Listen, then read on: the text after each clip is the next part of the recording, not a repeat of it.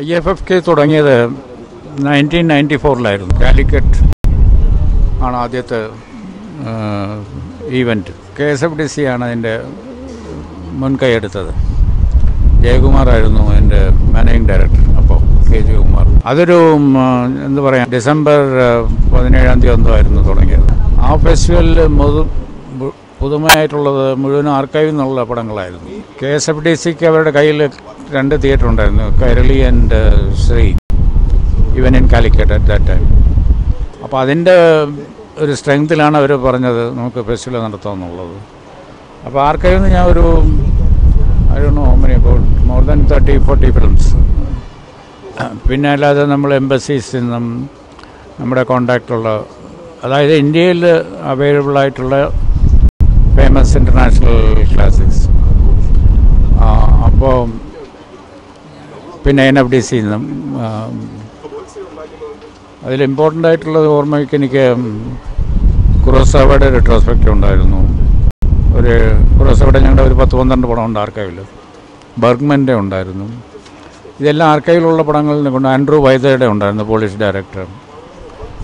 David ലീൻ്റെ പടങ്ങൾ NFDCയിൽ നിന്നുണ്ടായിരുന്നു.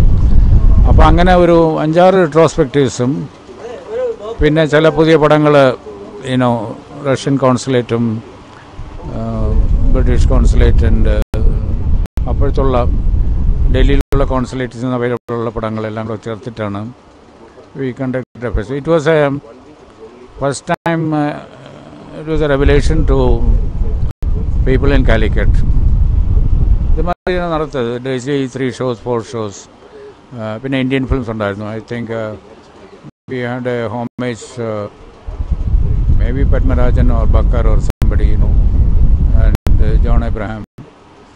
അപ്പോൾ ശ്രീയിൽ മുഴുവനും ഇന്ത്യൻ ഫിലിംസിൻ്റേതായിരുന്നു. അപ്പോൾ അതിനെപ്പറ്റി ഹോമേജിന് മുമ്പ് ഒരു ഇൻട്രഡക്ഷൻ ലെക്ചറൊക്കെ ഉണ്ടായിരുന്നു. പിന്നെ ഓപ്പൺ ഫോറം ഉണ്ടായിരുന്നു. വളരെ ഇൻട്രസ്റ്റിംഗ് ഡിസ്കഷൻസ് ആയിരുന്നു. അപ്പോൾ KSFDCയിലുള്ള ഒഫീഷ്യൽസ് എല്ലാം കൂടെയാണ് അതിനെ മാനേജ് ചെയ്തത്. VRG ഉണ്ടായിരുന്നു, ലാബറട്ടറി ഉള്ളത്. So it was a big good beginning. അപ്പോൾ ഡിസൈഡ് ചെയ്ത് അടുത്ത കൊല്ലം മുതൽ നമുക്ക് റെഗുലറായിട്ട് നടത്തണം എന്നുള്ളതായിരുന്നു. അപ്പോൾ 95-ൽ, അപ്പോൾ 94-ൽ വേറൊരു ഫെസ്റ്റിവലൂടെ ഞാൻ ഇവിടെ ട്രിവാൻഡ്രത്ത് നടത്തി. അത് ഫസ്റ്റ് IV ഫെസ്റ്റിവൽ എന്ന് പറയും, അതായത് international video festival. That is only documentaries and which was made in video format. അപ്പോൾ ഡിജിറ്റലില്ലായിരുന്നു. അപ്പോൾ അതും ഒരു പുതുതായിട്ടുള്ളൊരു സംരംഭമായിരുന്നു, വീഡിയോ ഫെസ്റ്റിവൽ എന്ന് പറഞ്ഞ്, IV ഫെസ്റ്റ് എന്ന് പറയും. അതും KSFDC ആണ് ടു ദി ഇനിഷ്യേറ്റീവ്. അപ്പോൾ അത് നവംബർ 1-നായിരുന്നു എനിക്ക് തോന്നുന്നു. I think it is Kerala Piravi ഡേയുടെ അസോസിയേറ്റ് ചെയ്തിട്ടുള്ള. അപ്പോൾ within the short gap of 2 months we conducted 2 festivals, one after the other. പിന്നെ 95 തൊട്ട് റെഗുലറായിട്ട് international film festival of Kerala. അപ്പോഴത്തെ ടൈം സെപ്റ്റംബർ നവംബർ എന്തായിരുന്നു ഡേറ്റ്. യെസ്, ആ ടൈമിലായിരുന്നു തിയേറ്റേഴ്സ് അവൈലബിൾ. അപ്പോൾ I was connected with 2nd and 3rd festival 95-ലും 96-ലും. അപ്പോൾ 96-ൽ Beena was with us. She was assistant director, അങ്ങനെ വർക്ക് ചെയ്യായിരുന്നു. ആദ്യം സുകുമാരനായിരുന്നു എൻ്റെ ചെയർമാൻ. KSFDC CDT-ൻ്റെ ആണ് IV ഫെസ്റ്റ് ചെയ്തത്. അപ്പോൾ സെക്കൻഡ് ടൈമിലും Sukumaran was the chairman. And 95, 96-ൽ Govindapillai became the chairman, P. Govindapill. So 94, 95 and 96 I was involved in the festival. By 95, 96 we could get more films from other places outside correspondence, because the budget slowly increased. I think it started with a nominal budget of 10 lakhs or something. Then 25 lakhs. So it went on. Then by 96, after 96 I shifted to Pune. Then Chalachitra Academy was formed. So they transferred the festival work to the academy from KSFDC. അതായത് film പ്രൊമോഷനായിട്ടുള്ള work മുഴുവനും academy ചെയ്യണമെന്നുള്ളത്. But KSFDC being limit sort of profit required company, they can't spend a lot of money because film festival is not a money making affair. അത് പണം കിട്ടാൻ വേണ്ടിയല്ല നമ്മളൊരു film festival നടത്തുന്നത്. അതിൻ്റെ ഒരു കൾച്ചറൽ ഇമ്പാക്റ്റാണ് നമ്മൾ നോക്കുന്നത്. To create an awareness among public about world cinema and what is happening in cinema.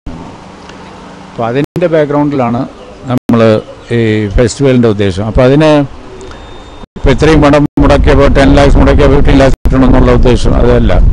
അങ്ങനെ ചിലവരുടെ മൈൻഡ് സെറ്റ് ഉണ്ടെങ്കിൽ അത് തെറ്റാണ്. ഒരിക്കലും പണമായിട്ട് കിട്ടില്ല. Will get it back in kind. ഇപ്പോൾ തന്നെ റിട്ടേൺസ് തന്നെ എപ്പോഴും മണിയുടെ റിട്ടേൺസ് തന്നെ വേണമെന്നില്ല.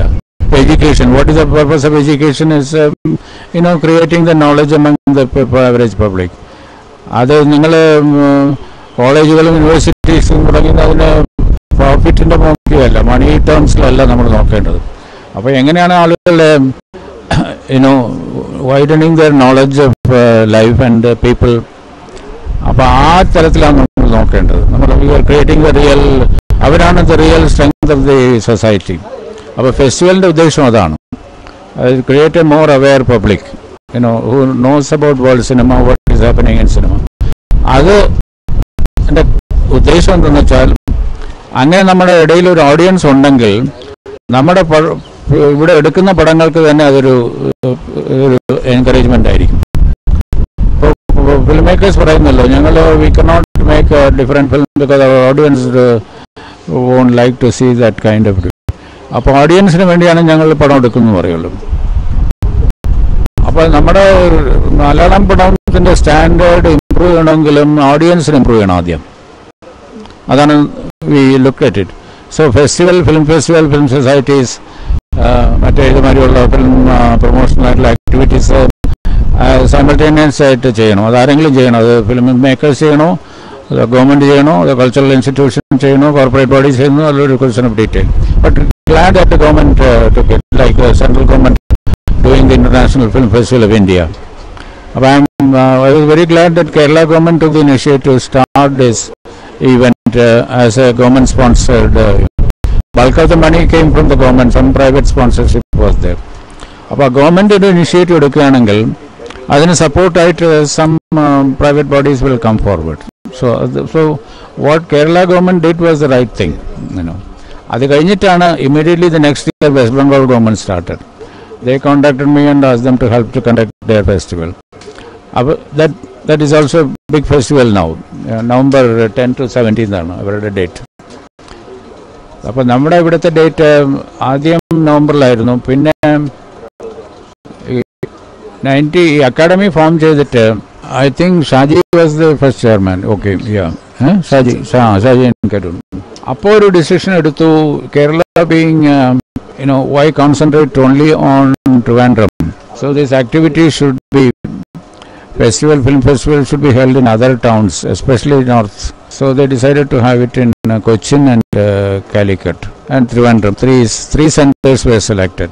So 1 year in Cochin, next year in Calicut, third in Trivandrum. അങ്ങനെ റൊട്ടേറ്റ് ചെയ്ത ഒരു ഇവൻ്റ് ആയിട്ട് മാറ്റി. ആ ടൈമിൽ ചലച്ചിത്ര അക്കാദമി പോയത്. I think the first event was in Cochin. I attended all those things. 97, 98, 99. Then, so it went off very well. Actually, from a personal point of view, I find the literate, cinema literate audience is more in Malabar than in Trivandrum.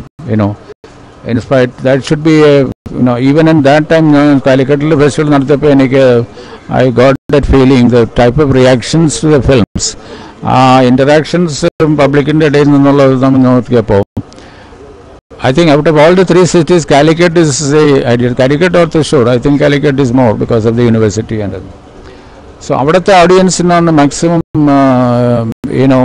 participation in the festival. Trivandrum undu, but now of course Trivandrum is catching up because the event is continuing here. Oro festival നടത്തുള്ളൂ, കൊച്ചിനിലും കാലിക്കറ്റിലും പിന്നെ ട്രിവാൻഡ്രത്ത്. പിന്നെ second ചെയർമാനായിട്ട് വന്നത് Adoor ഗോപാലകൃഷ്ണനായിരുന്നു അക്കാഡമിയുടെ. But he decided, I think his point is only you should not be rotating that.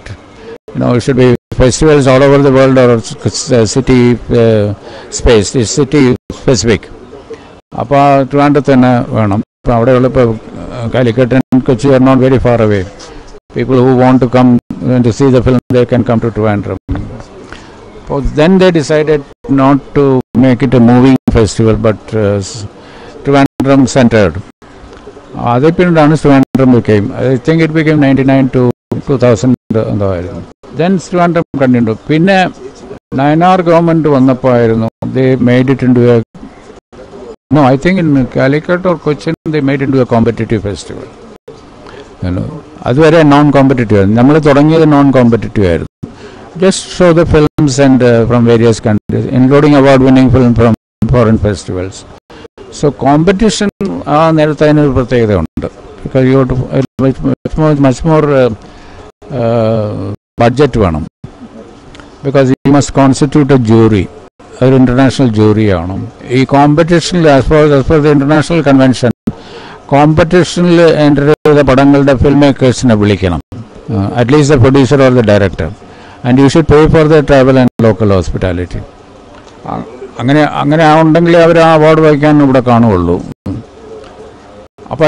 budget will be boosted up, competition then jury was constituted. Calicut, I remember I was there in that they gave the award function. Once it became, and competition confined only to what you call the Pandatta term, third world, Afro-Asian and Latin American countries. അതിൻ്റെ കാരണം എന്ന് വെച്ചാൽ നമ്മുടെ ഇന്ത്യയിലുള്ള നേരത്തെയുള്ള ഫെസ്റ്റിവൽസിൽ especially IFFI central government festival the competition was open to world cinema. അതാദ്യം അങ്ങനെയായിരുന്നു. പിന്നെ അവർ കൺഫൈൻഡ് ടു ഏഷ്യൻ സിനിമ. അപ്പോൾ ഇവിടെ നമ്മൾ കോമ്പറ്റീഷൻ തുടങ്ങിയത് മുതൽ തന്നെ ഡെവലപ്പിംഗ് കൺട്രീസിൻ്റെ പടങ്ങൾ മാത്രമേ eligible for competition. I fully endorse that. അപ്പോൾ ഞാൻ തന്നെ പറഞ്ഞു that is very good thing. അതായത് നമ്മളെപ്പോലെ ഒരു രാജ്യത്ത് കോമ്പറ്റീഷൻ ആകുമ്പോൾ അവാർഡുണ്ട്, അവാർഡ് മണിയുണ്ട്. അന്നൊക്കെ I don't know whether 5 lakhs or 10 lakhs was budget. International festival rule അനുസരിച്ച് നിങ്ങളുടെ കൺട്രീസിൽ ഒരു കോമ്പറ്റീഷൻ ഫെസ്റ്റിവൽ ഉണ്ടെങ്കിൽ ആ ഫെസ്റ്റിവലിൽ എൻ്റർ ചെയ്ത പടം നിങ്ങളുടെ അടുത്തുള്ള കോമ്പറ്റീഷൻ ഫെസ്റ്റിവൽ എൻ്റർ ചെയ്യാൻ പാടില്ല. അതൊരു ഇൻ്റർനാഷണൽ റൂളുണ്ട്. അതുകൊണ്ടാണ് ഇപ്പോഴത്തെ ഈ ആദാമിൻ്റെ മകൻ ഇവിടെ എലിജിബിൾ ആവാത്തത്.